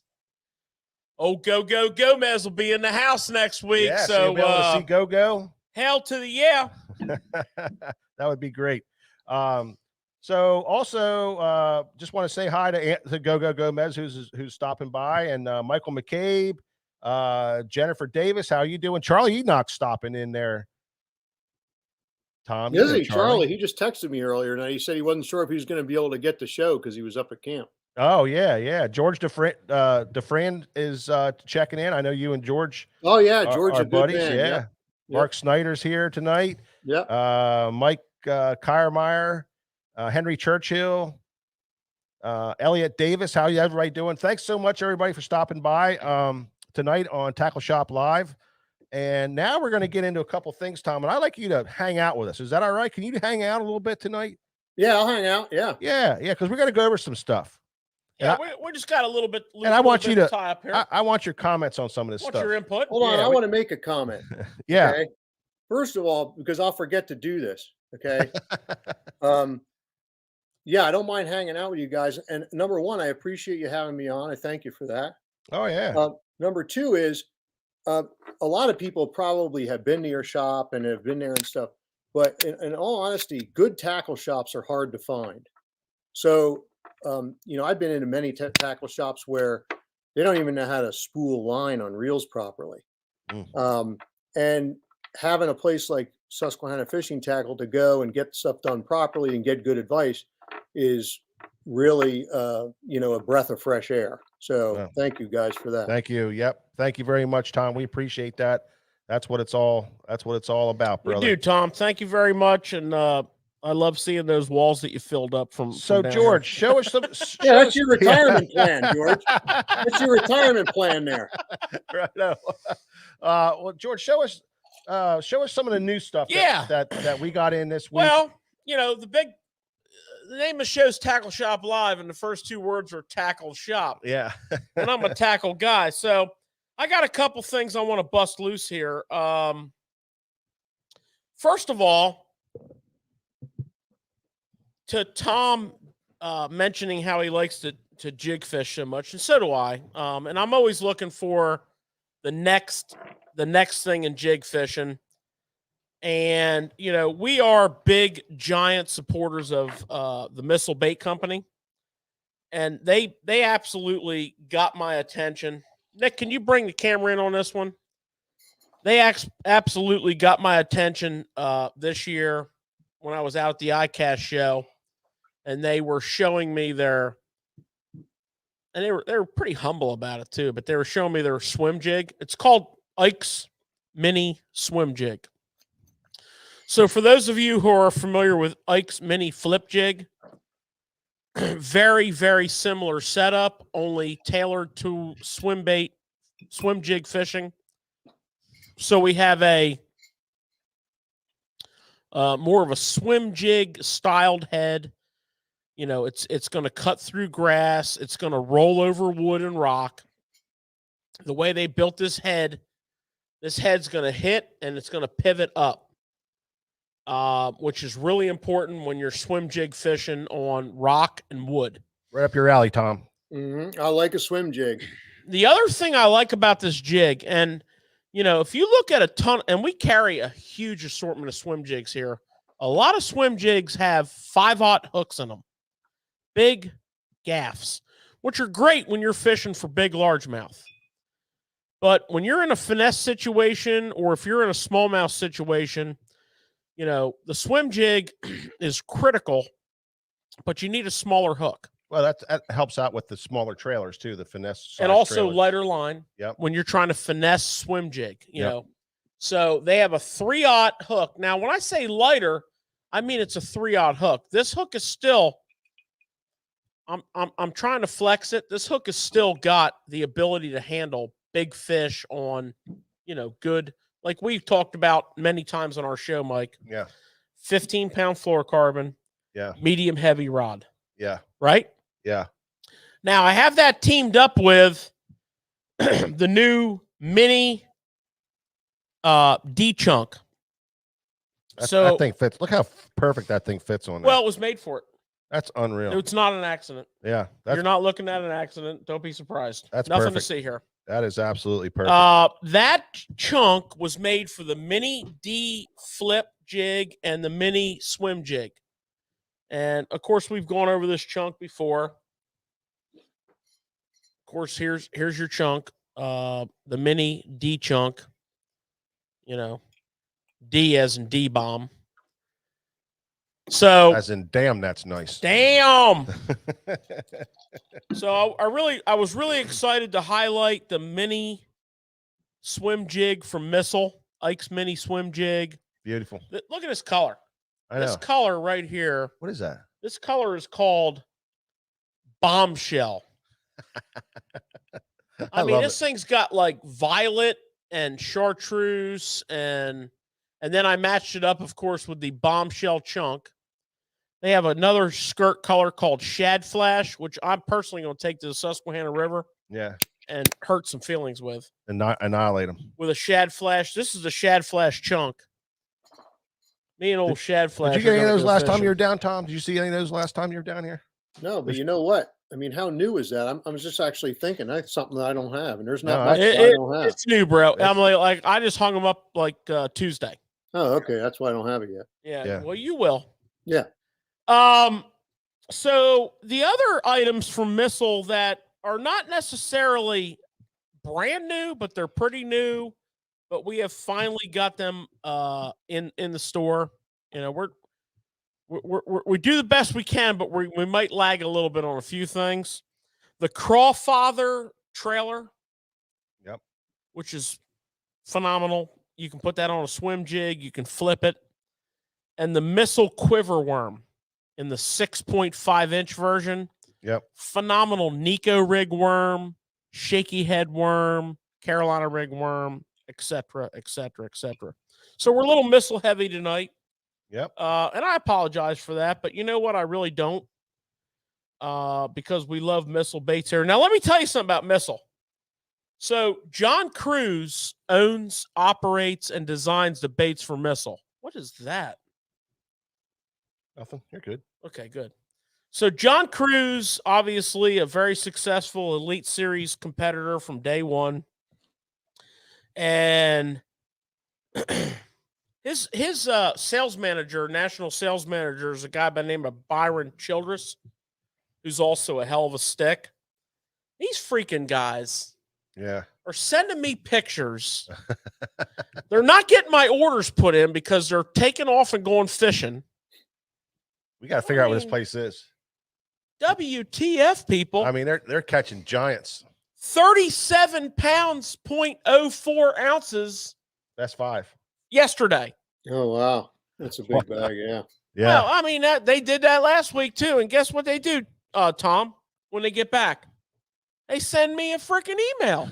I'm like, Mother Fowler, I'm out down here working. Sorry, George, your order has been delayed. I'm trying to get you to ship me some stuff. And you're sending me pictures of the giants. The big one from yesterday was 9 pounds, 4 ounces. Gosh. Man, That's someplace in North Carolina, Tom. We got to figure out where that's at. I know where it's at. Oh, you do? But I can't really mention it on national radio. Okay. So, from our good friends at Missile Baits, John Cruz, Byron Childress, We showed you guys some love tonight because we are down on your baits. Awesome stuff. They're live on SFT Tackle. Now, the other thing I noticed about the last few days, it's cold. Oh, it's cold. And I don't like being cold. It turns out I'm allergic to cold. George is the biggest wimp you've ever met in your entire life. I want to show you two things. Hold on. George was the first guy to get one of those insulated sim suits, and he wears it all the time. He'll wear it in like September. I'll tell you what, it was 65 degrees on Sunday, and I wore that sucker, and I didn't take it off. Yeah, he did. Okay, I got two garments from Sims here that I am blown away with. And this is how you layer up and you deal with 17-degree mornings and 35-degree highs with 20-knot winds. This is a Rogue vest, which is a windproof liner. So you put that thing on, it's cutting the wind. And also, in the same theory, the Rogue hoodie. Now, it's a zip front, fleece lined. These things will they'll repel the wind. If you have this hoodie on and you get a light rain, it's going to roll up and beat off. I can't say it's waterproof because it's not, but it's pretty close. And I both garments so far, I can't say enough good about them. So I mean, how important is that, Tom? You know, going out there, and you're you know, it's all about the elements, you know, and you got to be comfortable. We're out there to have fun and enjoy ourselves. You know what I mean? You got to be comfortable. Here, George, I got something for cold weather. Hang on a second. Got my own tackle shop live going on. Okay. Probably gonna bust out a Mr. Buddy heater. I'm not sure if you can see it. Oh, yeah. Jackal Keyburn, baby. That's a hell of a blade bait right there. You be catching fish on that, Tom? Oh, yeah. Once in a while. Yeah. Once in a while. Yeah. That perch color they got, Tom, is pretty deadly. Yeah, I have most of the colors. I just whatever I grab. But you know what? I'm not noticing a big difference in the color. They seem to hit it all. I think it's more the vibration than anything. And that double hook. That double hook is the deal for not snagging up. Yeah. You know what I'm saying? Yeah.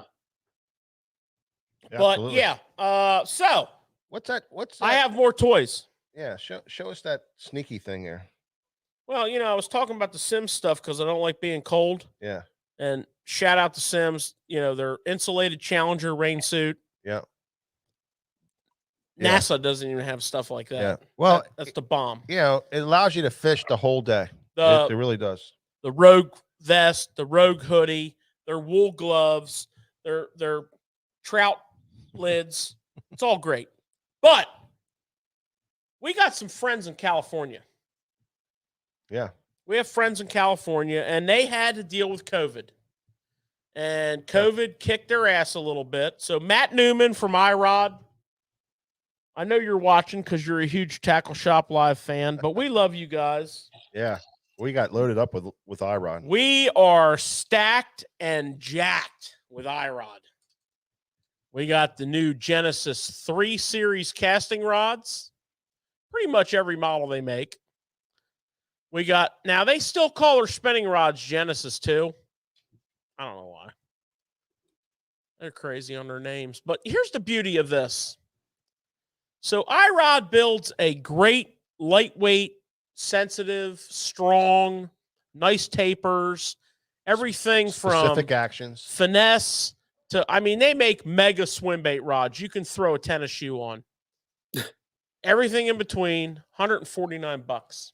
That's crazy. So I wanted to give a shout out to Matt Newman because I know COVID and that shipping and all that, you know, port bullshit. And he's in California. I don't even know why you stay in California. If I was you, Matt, I'd move out. I'm in Pennsylvania. It's probably not even going to be a U.S. State much longer. I'm just letting you know, your friends in PA love you, and we are stacked and jacked up with iRod. Yeah, the iRod for us is it's not new. We've had it for many years, and it's just a solid rod. It's a rod that you guys can buy, get into a couple of them. It's not going to break the bank. Well, the fiber but series starts at $99. Yeah, but it fishes incredibly well. It fishes like a $250 rod. It really does. It's one of those rods we like to go to in the shop when guys are looking for rods, because it has the K guides on them, style guides. It has the fast tapers. It's got actions. It's got. We stock like 40 models. Yeah, and the guys who I'm just saying. design them are all professional anglers. He has a ton of pros, a ton of guides that design these rods, and they're very, very specific. And you guys, there's a rod for everybody, and it's $149. But that's not what you thought I was going to talk about. No, I want you to talk about these things here. All right, people. Here you go, Tom. This is for you. Right. Phone a friend, dial up, put your record on. You don't want to miss this, because I'm about to break some protocols here. This is top secret. So we're breaking it, right? This is breaking news. Tackle Shop Live first. Nomad Lure Company from Australia, which is very well known for their saltwater baits. They make some striper and redfish. That right there, my and friend. Snook catching baits that you can't go for redfish or snooks. Well, that bait right Nomads. there is the primo. I'll say a vibrating bait, but it's like a rattle trap basically. So this is called the. No, it's like a lipless crankbait. That's exactly what it is. Sinks. Exactly what it is. Yeah. This is the Swim Trex. Okay, so Nomad's a small company, but they're a big company. So their pro staff is Greg De Palma, GDP, and Oliver Nye. Now, if you guys that know us and have been following us for years and have been with us for years, those are our guys. Yeah. Okay. So our guys went over here, and the boys at Nomad had them design these baits. Yep. And SFT's all in, and we're not even supposed to show you this stuff, but you know what? We're doing it. We're like Wolf of Wall Street. Yeah. We ain't fucking going nowhere. Okay. This bad boy hunts on the way down like this. It does have falls nose down. It does have a falls nose down. It hunts its way down. Now, every bait they sell is rigged with Bkk hooks. Now, if you're not familiar with Bkk hooks, can't even touch them. They're badass. Okay, you might want to look them up. Well, tell them about that line tie system on. Yeah, on so they have on all their baits in the Bass series, they have basically a self-tuning, zero tune line tie. This bad boy has axis in all directions. So it pivots, it sways to and fro, it rotates. Yeah. So your bait's never out of tune. Yeah. And this odd looking duck right here. Look at this thing, Tom. Yeah. This is another example of Nomad design. So this is from their saltwater lineup. But their saltwater lineup doesn't have auto tune. So they basically reconstructed the bait for Greg, because Greg really likes this bait. It's a suspending bait. It only goes down about 2 feet. It'll walk the dog. It has a popper mouth on it, so before you pull it under, you can pop it a few times. And it suspends? It does suspend. You can pop it once or twice, then it's going under. Once it's under, it walks the dog. Oh, that's pretty cool. And then it suspends. And it only goes 2 to 3 feet maximum. It's a shallow runner. It's Bkk Hooks. Greg has been telling me all kinds of wonderful things about it. They have 2 deep divers, a 15 to 18, a 21 to 24. The 21 to 24 is very interesting because Greg told me it would be for you to think about it in terms of like the Strike King series of baits. You know how they have a 6XD and then they go to an 8XD, and that size frame is like a huge jump, and then a 10XD for 20 foot of water? Well, this would be like if they made it a 7XD. And of course, Mike and I have seen the baits, and he's about right on that. It's an ounce and a half that runs at 21 feet, no matter how fast you turn the reel handle. Yeah, it's pretty cool. You can drink 3 Red Bulls and a Monster and get on that thing, and it's going to run straight and hit 21 to 24 feet. Yep. Yep. Just saying. George, one of the questions you're getting with those two baits you just showed, are they noisy baits or quiet? The Swim Trex, which is the lipless bait, has what I would call a subtle rattle system in it. It's not a knocker; it's a multi-rattle, but it's subtle. Yeah, it's like a little lighter. It's not like it's not tungsten. In other words, I don't think you can crank it, but it's really, really excels on the fall. Yeah, the yo-yo. It really excels on the fall. So the deal is we're not really supposed to talk about these until March the 17th, but we're actually going to talk about them tonight. Well, we did.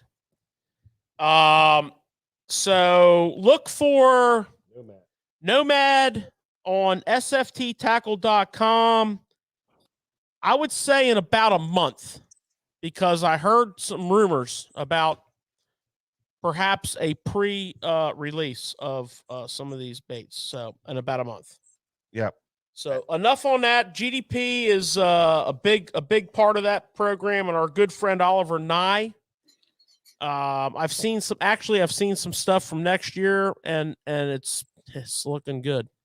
And these guys from Australia are badass. Now, the last piece of tackle. Last thing we want to talk about here. And I know you guys love talking about tackle, but I don't like to take it too long because I don't want to make this sound like an infomercial at 4 a.m. But we have gotten a shit ton of calls about this. We've already taken a ton of pre-orders. Just to let you all know, Crack Sand is in the house from Megabass. That is this month's Respect Series color. I know we've been getting calls. Picture doesn't do it justice. It's unbelievable. And it is. I mean, I know you guys are jonesing for some Crack Sand. Those of you that have prepaid for Crack Sand, your orders are pulled. The rest of you, we're not even going to put them on the website because they're all going to be gone tomorrow. So can you please call us tomorrow? No, I like that you one. Want them? Look at that, Tom. You got them. Yeah, I like that. Yeah. Yeah. Whenever in the JDM bait world, whenever you hear the word crack, show us the back of that, Nick. That's what they mean by crack. That crackly pattern on the paint. So whenever you hear crack, it's going to look like that. But that's called Crack Sand. Yep. We have it in the 110, the 110 Junior, and the Pop Max. Yep. Okay, people. I have a public service announcement or two that I would love to get over. So if I can beg you for a minute of your time. Remember a couple weeks ago we had Logan Parks on. He was part of the duo that won the $1 million for Bass Pro, the $1 million tournament. Yeah. Great young man. I mean, their show was phenomenal. Yeah, those guys are great. So Logan Parks took some of his money and he funded a scholarship to Auburn University in his name. Oh, wow. To be eligible for his scholarship, that's you need to be on the Bass team. And his scholarship is $26,000. Wow. He's going to pay it out at $1,000 a year for 26 years. So if you're going to Auburn University, 26 years, $1,000 a year. That's War pretty Eagle, cool. and you're going to be on the Bass team, and $1,000 to a college kid ain't no joke. Yeah. The Logan Parks scholarship has been funded by Logan Parks. And I'd like to just say, Logan Parks, that's classy. Well done, Logan Parks. Yeah, you talk about stay classy, San Diego. Remembering where you came from. I mean, that's awesome. Yeah, no kidding. Yeah, that's a big deal. That's fantastic. Okay, guys, now this next one's a little weird, but it's near and dear to our hearts. We have a longtime customer, a longtime friend of SFT, and really a friend of all of yours because he's a true bass head.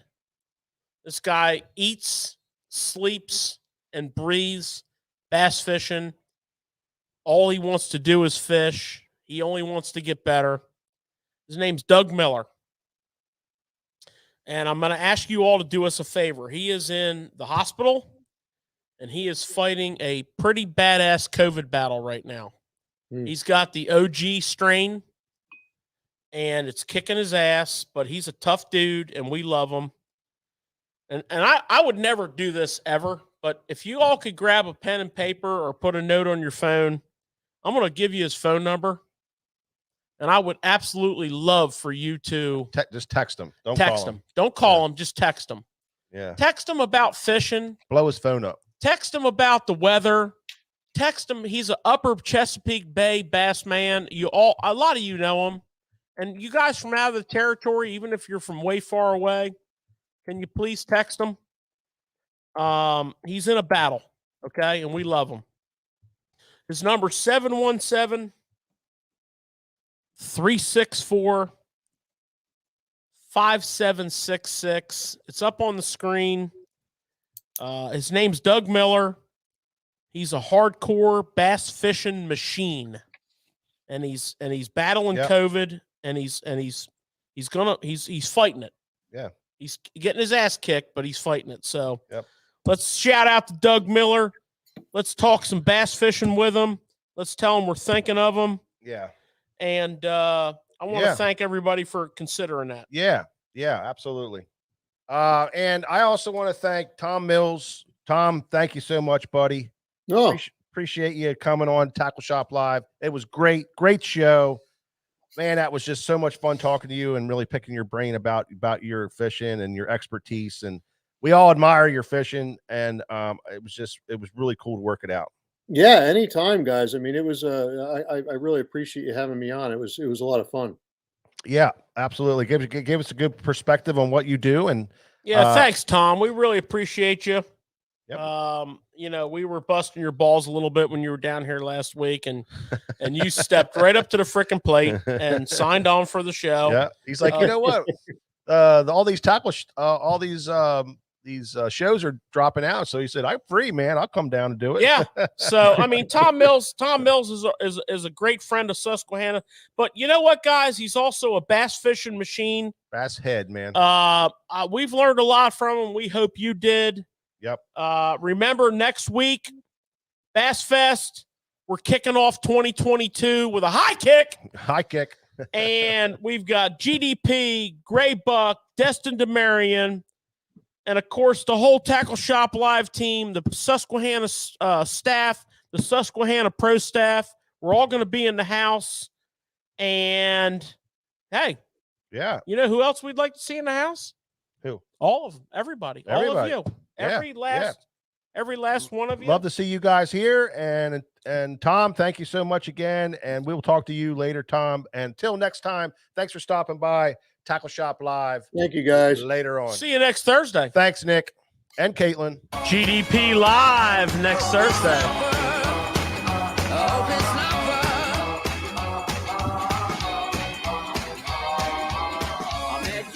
Sunny day, right there you took my breath away. Young and pretty, was it just a dream? The next day you called me up, you told me I'm your little buttercup. You came over and you fell into my arms. Well, I know what I feel. Please tell me your love is real. You make me smile when I think of you. If I am down, oh, and I am blue,